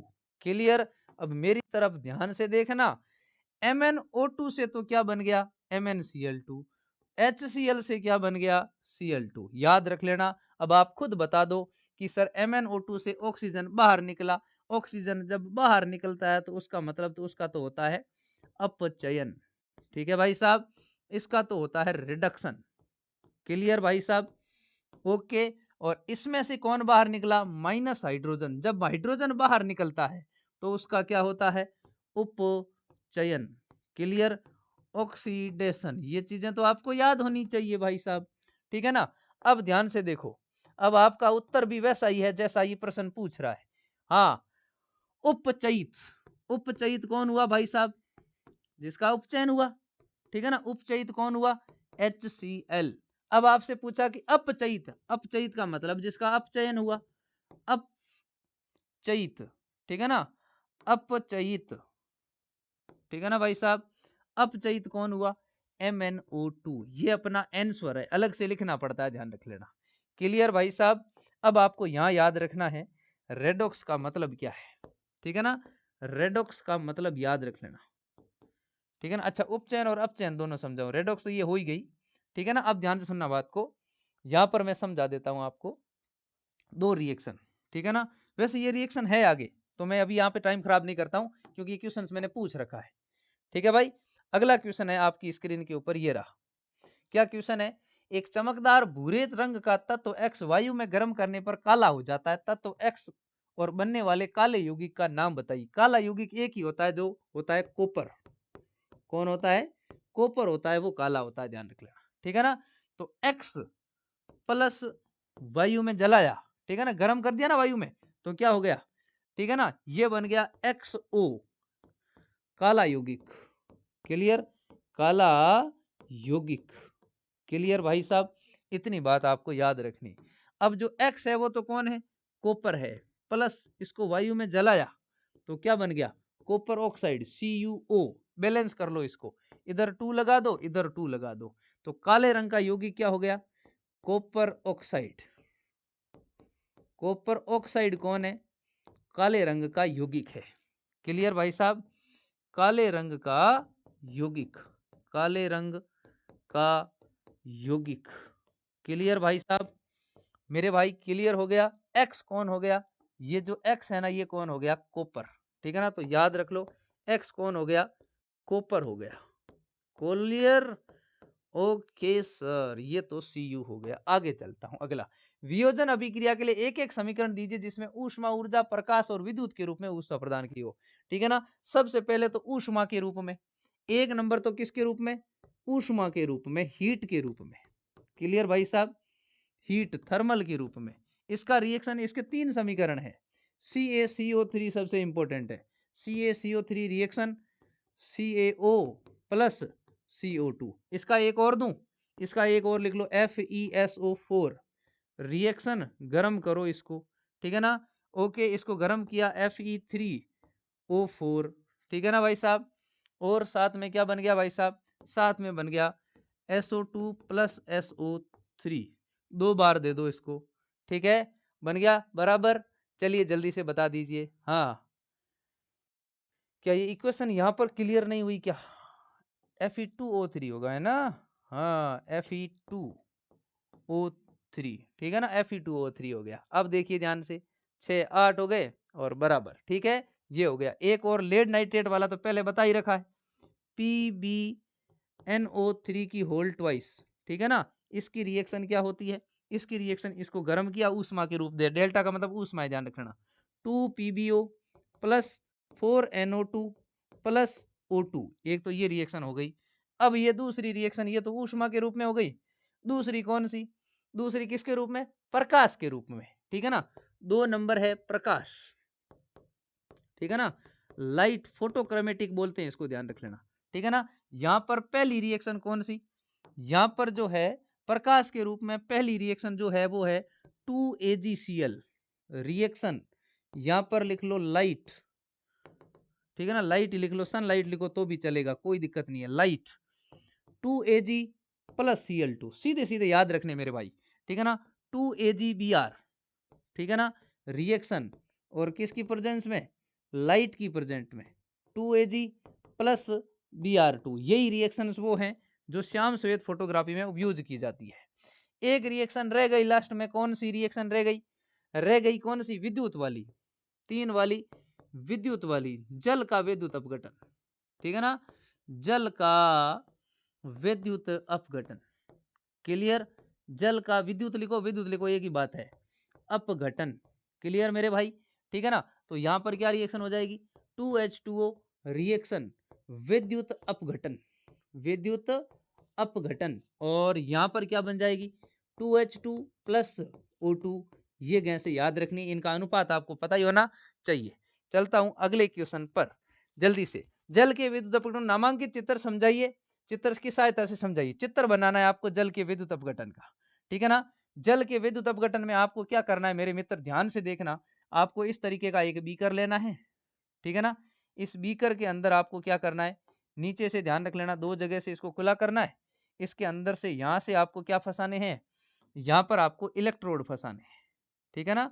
ध्यान से ग्रेफाइट की रोड फंसानी है यहाँ पर इस पात्र की, ठीक है ना। ये फंसाने के बाद में इसको वापस बंद कर दो और यहाँ पर आप कॉर्क लगा दो रबर के। माफी चाहता हूँ, हाँ जी, यहाँ पर रबर के क्या लगा दो, कॉर्क लगा दो, बस, ठीक है ना। इसके बाद में क्या करना है, इसके बाद में सर इनके ऊपर उल्टी परख नली रख दो, इनके ऊपर उल्टी परख नली रख दो, ठीक है। इतना काम करने के बाद में आपको क्या करना है, इतना काम करने के बाद में इनको जोड़ दो लाइट से, ये लाइट से जोड़ दिया, ठीक है ना। ये प्लस हो गया, ये माइनस हो गया। प्लस वाला कौन होता है मेरे भाई, प्लस वाला सर एनोड होता है, ठीक है ना। ये एनोड प्लस हो गया। सर माइनस वाला कैथोड होता है, ठीक है। सर माइनस वाला कैथोड होता है, ठीक है भाई। अब ध्यान से देखो, ये कुंजी को मैंने कर दिया चालू, ये की है, ये वोल्टेज वी है। और क्या किया इससे पहले, इससे पहले हमने इसके अंदर भर लिया पानी, इसके अंदर हमने क्या भर लिया, पूरे पूरे के अंदर पानी भर लिया। अब हुआ क्या, तगड़े वाला जादू हुआ। कैसा जादू हुआ भाई साहब, जादू कुछ इस तरीके के हुआ कि यहाँ पर गैस के बुलबुले निकले, यहाँ पर क्या निकले, गैस के बुलबुले। ओके भाई साहब, ये गैस के बुलबुले इस परख नली में भर रहे हैं। तो ये वाली जो गैस है, ये गैस तो है O2, और ये वाली जो गैस है ये कौन है, H2, ठीक है ना। तो अब आपको पता चल गया कैथोड पर और एनोड पर, ठीक है ना भाई साहब। अच्छा, कैथोड एनोड पर एक्टिव गैसों का अनुपात, ठीक है ना, H अनुपात O, हाइड्रोजन H2 अनुपात O2 लिख लो, ठीक है ना। क्या अनुपात है, 2:1। ये मैं पहले लिखवा चुका हूं शुरू शुरू में, क्योंकि इसकी इक्वेशन क्या होती है, H2O रिएक्शन विद्युत अपघटन, ठीक है ना, 2H2 प्लस O2। आप देख लो ये कितनी बार निकल रहा है, ये 2 बार निकल रहा है, ये 1 बार निकल रहा है। इनका अनुपात क्या हो गया, 2:1 हो गया। इज इट क्लियर, कोई दिक्कत नहीं सर, इसमें कोई दिक्कत नहीं है। अगला क्वेश्चन, निम्न स्थितियों में होने वाली अभिक्रियाओं के प्रकार बताइए। हाँ जी, digestion of food in our body, decomposition वियोजन, क्या होता है, वियोजन, ठीक है ना। याद रख लेना, डीकम्पोजिशन रिएक्शन होता है, ध्यान रख लेना, ठीक है ना। भोजन का पाचन वियोजन, लोहे पर जंग लगना, लोहे पर जंग लगने की रासायनिक अभिक्रिया को क्या कहते हैं हम लोग, संक्षारण कहते हैं। संक्षारण के साथ साथ में ऑक्सीजन की उपस्थिति में होती है, इस कारण ये अभिक्रिया कैसी होती है, उपचयन अभिक्रिया होती है, ठीक है भाई। ओके, मैग्नीज डाइऑक्साइड को एल्यूमिनियम चूर्ण के साथ में गर्म करना, मैग्नीज डाइऑक्साइड को एल्यूमिनियम के साथ में गर्म करोगे तो ये रिएक्शन होगी, उसका नाम होगा विस्थापन, ठीक है ना। ओके, विस्थापन अभिक्रिया, कैसी अभिक्रिया, विस्थापन अभिक्रिया। क्लियर भाई साहब, इतनी चीज आपको इसमें बतानी। कॉपर सल्फेट के विलयन को जिंक से डालें, नीला रंग गायब हो जाता है, ये भी विस्थापन अभिक्रिया। कैसी अभिक्रिया, तुम्हें उत्तर कॉपी में थोड़ा सही तरीके से देना, मैं यहाँ बोल सकता हूँ, ऐसे लिख सकता हूँ, विस्थापन अभिक्रिया।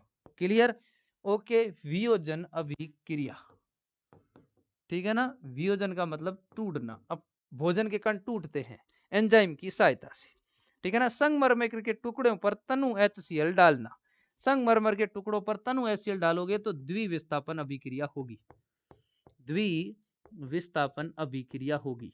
संगमरमर का मतलब ध्यान रखना, द्विविस्थापन अभिक्रिया। और यहाँ पर कौन सी गैस निकलेगी साथ में, ध्यान रख लेना, CO2 गैस बाहर, ठीक है ना। ये बात अपने को ध्यान में रखनी है, कौन सी गैस बाहर निकलेगी, CO2 गैस यहाँ बाहर निकलेगी।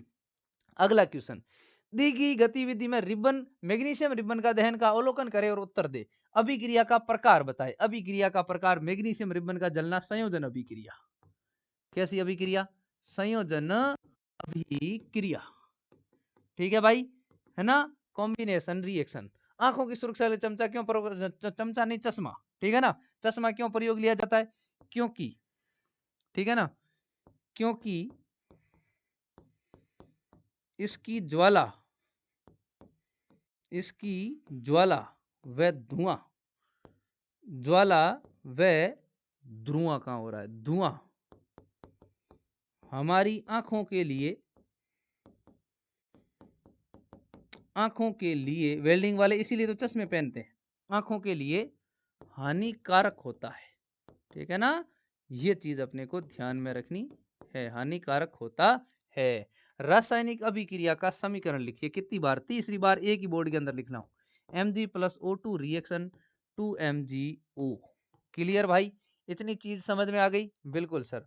आगे चलता हूं, अगला क्वेश्चन, क्या क्वेश्चन बोल रहा है, संतुलित रासायनिक समीकरण, क्या रासायनिक समीकरण संतुलित क्यों किया जाना चाहिए, संतुलित रासायनिक समीकरण क्या है भाई साहब, हाँ जी, अगले क्वेश्चन से पहले अपन इसको यहां समझ लेते हैं।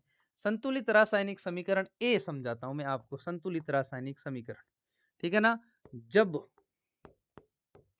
किसी अभिक्रिया में अभिकारक व उत्पाद में समान परमाणुओं की संख्या हो, समान परमाणुओं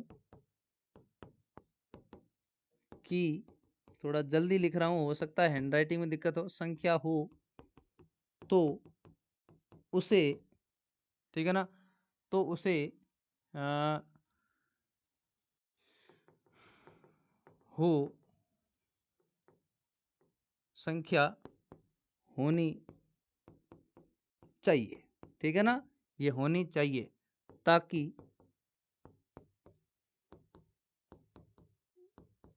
अभिक्रिया संतुलित हो, ठीक है ना, संतुलित हो।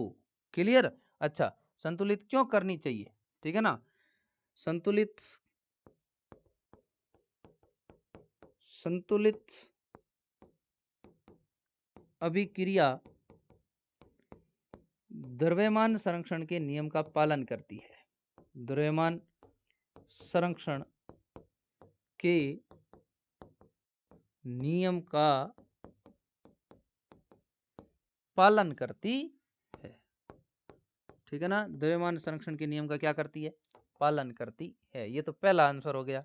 दूसरा आंसर क्या है भाई साहब, दूसरा क्या है, निम्न को रासायनिक समीकरण में परिवर्तित कर संतुलित समीकरण लिखिए। हाइड्रोजन गैस नाइट्रोजन से संयोग कर अमोनिया बनाती है, संतुलित रासायनिक समीकरण लिखना है ना, संतुलित रासायनिक समीकरण लिखना मेरा काम। हाइड्रोजन गैस H2 अभिक्रिया किया किससे, नाइट्रोजन से, बनाया क्या, अमोनिया, NH3 बना लिया, NH3 इसके आगे 3 लगा लो, है ना, इसके आगे 3 लगाओगे तो अभी कितना हो गया, इसके आगे भी 3 नहीं, चलिए ये 6 हो गया, है ना, इसके आगे 2 लगा दो, बिल्कुल हो गया, ठीक है ना, ये तो संतुलित रासायनिक समीकरण हो गया दूसरे का पहला। दूसरे का दूसरा क्या बोल रहा है, दूसरे का दूसरा, पोटेशियम धातु जल के साथ अभिक्रिया करके पोटेशियम हाइड्रोक्साइड और हाइड्रोजन गैस देते हैं, तो ये पोटेशियम धातु, ये के किससे अभिक्रिया की, जल से, क्या दिया, पोटेशियम हाइड्रोक्साइड KOH प्लस में जल H2O, ठीक है ना, ये लिया 2 और ये भी लिया 2 और ये भी लिया 2 और हो गई बैलेंस इक्वेशन, ठीक है ना, ये आप देख लेना, इक्वेशन कर दी मैंने बैलेंस। और कोई क्वेश्चन है क्या, नहीं इतना ही है, ठीक है, चलिए अगला, ऑक्सीजन के, ठीक है ना, योग या हास के आधार पर उपचयन और अपचयन की अभिक्रिया व्याख्या कीजिए और प्रत्येक का, ध्यान से सुनना बात को। सबसे पहले तो अपन, मैंने कहा था ये इक्वेशन आएगी, तो अभी आगे देखो ध्यान से। उपचयन, उपचयन का मतलब क्या होता है, उपचयन का दूसरा नाम होता है ऑक्सीकरण, ठीक है ना, ये याद रख लेना, उपचयन का दूसरा मतलब क्या होता है, ऑक्सीकरण। और अपचयन, ठीक है ना, दूसरा नाम होता है, दूसरी सामने वाली अभिक्रिया होती है अपचयन, ठीक है ना, ध्यान से सुनना बात को। हाँ, ये बात आपको याद रखनी, उपचयन का मतलब होता है O का जुड़ना, ठीक है ना, ऑक्सीजन का प्लस, इसका ऑक्सीजन का क्या मतलब, कर क्या करना, जुड़ना, और क्या काम होता है, माइनस हाइड्रोजन, इसका हाइड्रोजन का क्या करना, निकलना। क्लियर भाई साहब, इधर उल्टा है, ऑक्सीजन का निकलना, ऑक्सीजन का क्या करना, निकलना, कमी होना। और दूसरा काम हाइड्रोजन का जुड़ना, हाइड्रोजन का क्या करना, जुड़ना। ये क्या कहलाती है। अच्छा, दो दो एग्जाम्पल, एकदम इजी इजी एग्जाम्पल दे रहा हूं। C plus O two reaction CO2, 2 mg plus O2 reaction 2 MgO। Clear. ये तो हो गया इसका इसका रिएक्शन। इसका एग्जांपल देखो ध्यान से, CuO प्लस H2, कौन जुड़ रहा है, हाइड्रोजन जुड़ रहा है, ऑक्सीजन निकल रहा है, ठीक है ना, दोनों काम साथ में हो रहे हैं, हाइड्रोजन जुड़ रहा है ना इसमें, ये देखो हाइड्रोजन प्लस हो रहा है, इसीलिए क्या बन गया, Cu प्लस H2O। ये वैसे रेडॉक्स रिएक्शन का एग्जाम्पल है, लेकिन इसमें माना जाता है। ये पहला, ये दूसरा। दूसरा ये लिख लो, ZnO plus C reaction Zn plus CO। देख लो ध्यान से, ऑक्सीजन बाहर निकला। क्लियर। ये दोनों चीजें आपको साथ साथ में मैंने समझा दी। ओके, चलिए भाई साहब, ये इतने क्वेश्चन इस चैप्टर से थे, और मैं गारंटी लेता हूं आपकी बोर्ड के एग्जाम के अंदर इससे बाहर आपको कोई क्वेश्चन देखने को नहीं मिलेगा। ये हमारी 1-1.25 घंटे की जो क्लास है, ये 1.25 घंटे का पूरा पाठ आपके पूरे साल में, आपने भले 10 घंटे इस चैप्टर को पढ़ा, 10 बार पढ़ा, पूरा पूरा आपका चैप्टर को कवर कर देगा। इससे बाहर आपको इस चैप्टर से कोई क्वेश्चन देखने को नहीं मिलेगा। ये मास्टर की गारंटी है। 8 साल का हमारा तजुर्बा आपको ये कहता है कि इनसे बाहर कोई क्वेश्चन, जिस दिन बोर्ड एग्जाम होगा ना उस दिन आप देख लेना। और आप लोग जल्दी से कमेंट कर दो, ताकि मैं दूसरे चैप्टर का भी जल्दी से जल्दी वीडियो निकाल दूं। आप जैसे ही कम से कम कमेंट करोगे ना, तो फिर मैं अगले दूसरे चैप्टर का वीडियो लेकर आपके सामने आ जाऊंगा, इसी तरह सामने, ठीक है ना। चलिए भाई साहब, आज के लिए इतना ही, मिलते हैं अगली क्लास में। रहेगा आपके कमेंट्स का इंतजार, किस कैसी लगी आपको ये मेरी क्लास, और किस तरीके से आपको कोई और डाउट हो इस चैप्टर को लेकर, तो आप लोग जरूर, और हमारे विजय एजुकेशन के इस विजय क्लासेस यूट्यूब चैनल को जरूर सब्सक्राइब करें। जल्दी से जल्दी इस वीडियो को आगे अपने दोस्तों के साथ में, अपने परिवारजनों के साथ में, जो 10th क्लास में तैयारी कर रहे हैं, हमारी छोटी छोटी नन्ही मुन्नी बहनें और हमारे प्यारे लाडले भाइयों के साथ में जरूर शेयर करना। चलिए लाडलो, धन्यवाद आप सभी का। बने रहे आप लास्ट में वीडियो तक। आप सभी का बहुत बहुत शुक्रिया। जय हिंद, जय भारत। विजय है तो मुमकिन है, और विजय परिवार की ओर से आपको बोर्ड एग्जाम की एडवांस में कांग्रेचुलेसन और बेस्ट ऑफ लक। आपके बहुत सारे नंबर आए, और अच्छा आप अपने मम्मी पापा का नाम रोशन करो। धन्यवाद आप सभी का। मास्टर मनोहर की ओर से आपको बहुत सारा प्यार। Thank you, love you all बच्चों। Thank you, thank you, thank you.